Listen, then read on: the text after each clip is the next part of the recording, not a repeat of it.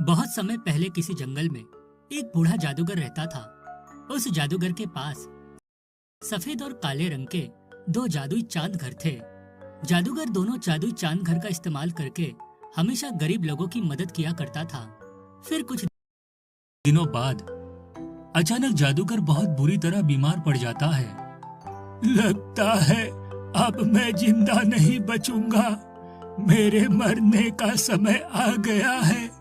देखो, मेरे मरने के बाद तुम दोनों इसी तरह गरीब और लाचार लोगों की मदद करते रहना। इतना कहकर जादूगर दम तोड़ देता है। जादूगर के मरने के बाद सफेद चांद को बहुत दुख होता है, लेकिन काला चांद खुशी से नाचने लगता है। देखो, हमारे मालिक का हुक्म याद रखना, हमें हमेशा गरीब लोगों की सहायता करनी है। ये बुढ़ा मर गया, इस बात की मुझे बहुत खुशी है। आज से मैं दूसरों को परेशान करूंगा, इसमें मुझे बहुत मजा आएगा।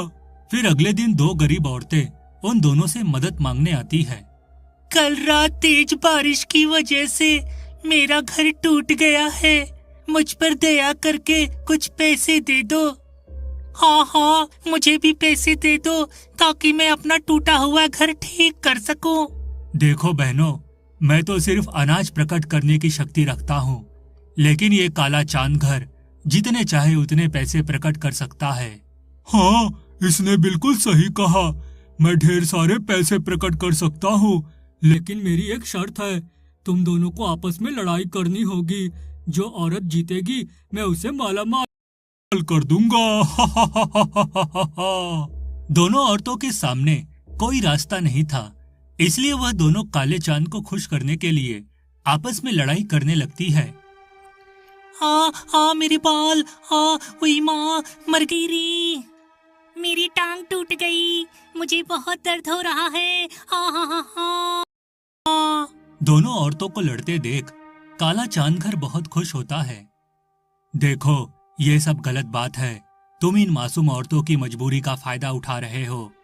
मैं बहुत बुरा बन गया हूँ, बुरे काम करके मुझे बहुत खुशी मिलती है, इसलिए तू अपनी बकवास बंद कर और मुझे लड़ाई का मजा लेने दे।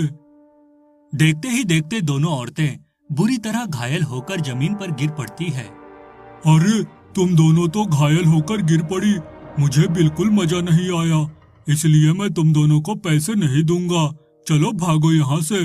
काले चांद की धोखेबाजी से दोनों औरतों को बहुत दुख होता है और वह दोनों रोते हुए वहां से जाने लगती है। लेकिन तभी सफेद चांद घर उन दोनों औरतों को दो अनाज की बोरियां दे देता है। फिर वह दोनों औरतें सफेद चांद घर का शुक्रिया अदा कर वहां से चली जाती है।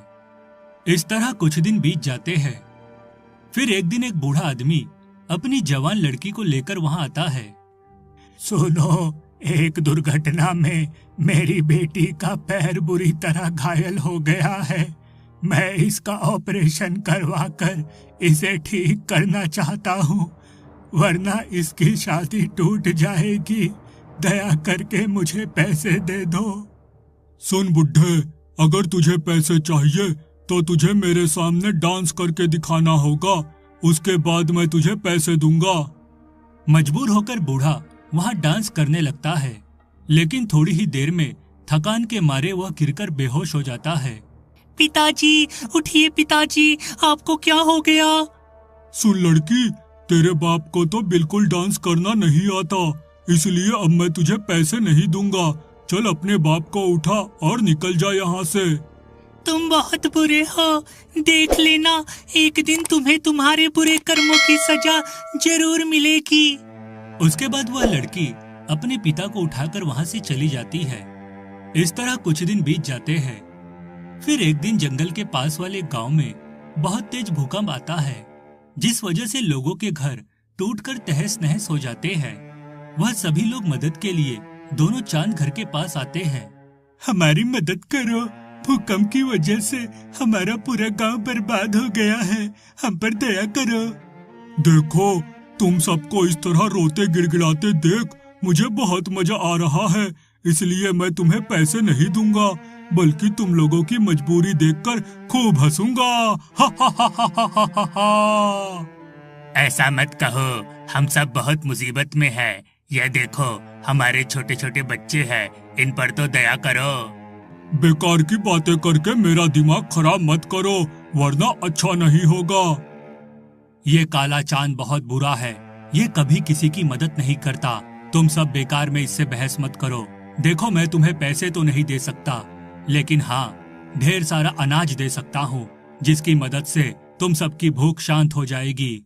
उसके बाद सफेद चांद घर का दरवाजा खुल जाता है और सभी गांव वाले घर के अंदर जाकर ढेर सारी अनाज की बोरियां ले लेते हैं। उसके बाद सभी गांव वाले सफेद चांद को दुआ और काले चांद को बद्दुआ देकर वहां से चले जाते हैं।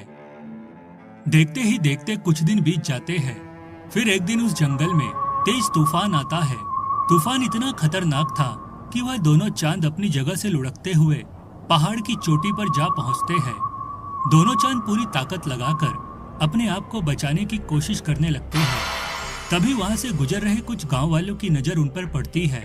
अरे वो देखो, दोनों चांद घर खाई की तरफ गिरने वाले हैं, हमें उन्हें बचाना होगा।